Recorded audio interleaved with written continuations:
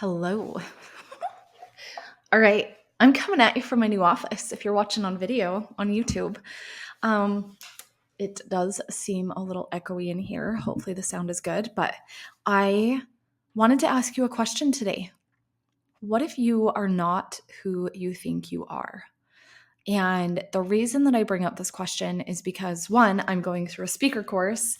And as we've really been diving in and talking about like topics and all of this, it really has me thinking about how many times I have reinvented myself in my life and how I have hit this point where I've come to realize I am not who I thought I was. And I think that this is something that is the same for a lot of us. The way that we go through life believing that we are a certain person, that this is just how life is, this is just who I am, without ever really looking at what about our desires, right? Like asking ourselves, but what about our desires? And I want you to think about what you desire in your life. Why haven't you created that? And is it because you think that you are somebody who doesn't achieve those things? Do you think that this is for those people? Something that I've really come to realize, for those of you who have been following along on my journey, know that we just sold nearly everything and we moved to a new state to be able to chase our dreams, grow our businesses, network with different people. And the version of me that I was 5 years ago never could have even fathomed. She would not, like, this would make her shit her pants. She wouldn't do it. She wouldn't do it. And so who did I have to become to get to the place where we have sold it all, we have moved to a new state, we have stepped out of our comfy zone, our comfy, measly $1,200 house payment, into a substantially higher payment and a bigger house. The house is overwhelming, I'm not gonna lie. She's a little overwhelmed. There were thoughts when I moved here of, I don't belong here. I don't belong here. It's almost like my brain was trying to rob me of joy and make me notice all of the things that could go wrong. And how often do you notice your brain offering up all of the same thoughts of, well, this could go wrong and this could be bad and blah, blah, blah, and this and this and this, right? But when we let fear stay in the driver's seat, we are afraid of a future that may or may not even happen. And we have to let go of that, right? We have to let go because we get to choose what we focus on. We get to choose who we become. But the version of you right now is not the version of you that's going to get you where you want to go. We have to change. We can't stay the same. We have to grow. We have to skirt our edges. We have to get uncomfortable.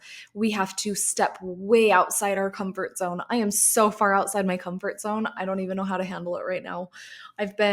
It kind of still feels like we're on vacation. That's the only way I know how to put it, because we've come on vacation to Arizona quite a bit.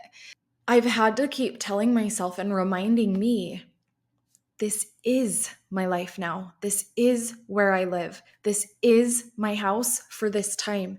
And there are things about it that I'm like, my brain wanted to be like, oh my gosh, we picked the wrong house. Like, we don't love this. This is whatever, right? Our brains like to do funny things, but your brain is wired for survival. It is not wired for success. It is not wired for joy and happiness. It is wired to help you stay safe and to help you stay alive. And that is it. And so when we step outside of our comfort zone, this is why a lot of people stay stuck in their comfort zone, is because it's scary. I had so much dysregulation when we first moved. Like the first night I bawled and bawled and bawled. The second day I cried and cried and cried too. And what I have done is I have come back to me. I have come back to my why. Why are we doing this? Where do I want to be in a year from now? And I want you to ask yourself the same.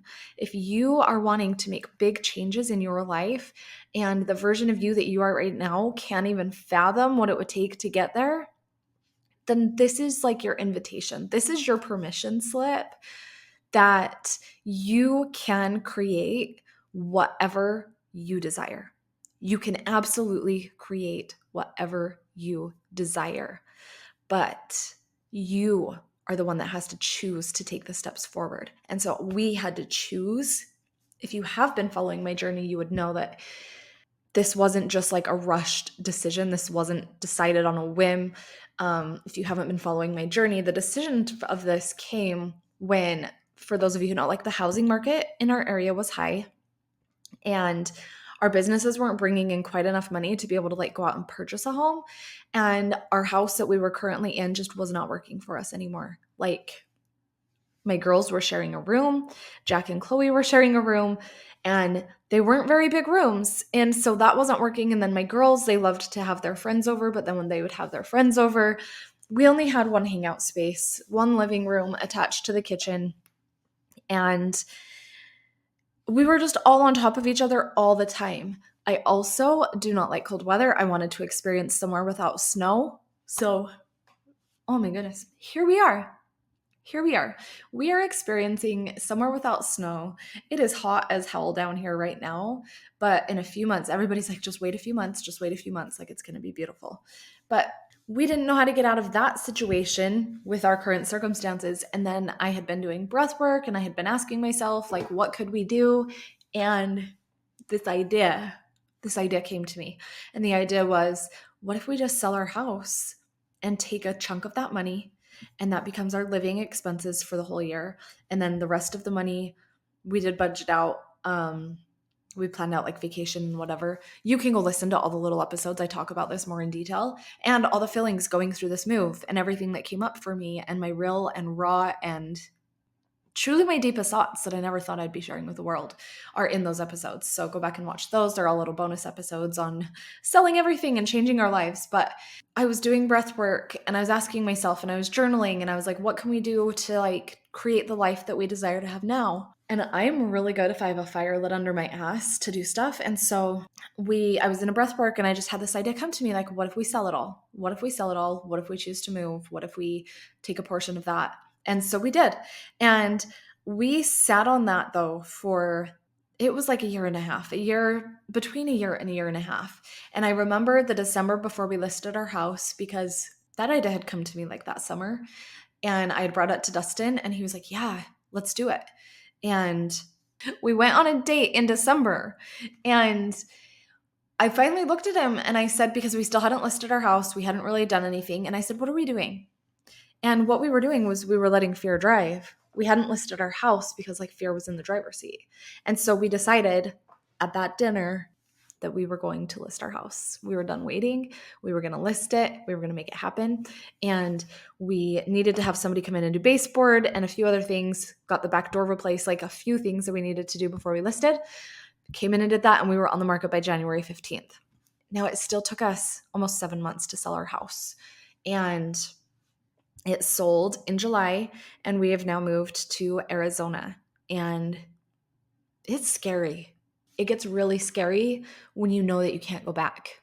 And we forget that we have these moments where we don't realize we get to mourn. Because if you really think about this, it's a loss of what once was. And it's a loss of who you used to be, because you're becoming a new version of you.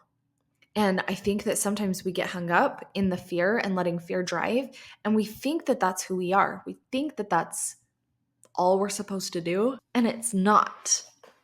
That is not all that you are supposed to do. You are meant for so much more. You are meant for a bigger life. And if you have a dream and a desire in your heart, it is meant for you, and you already have everything within you to create that.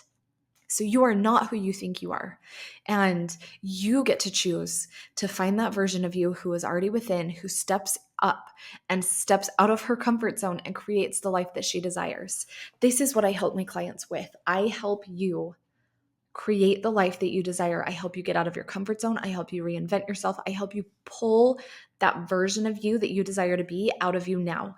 And that is where the breath work comes in.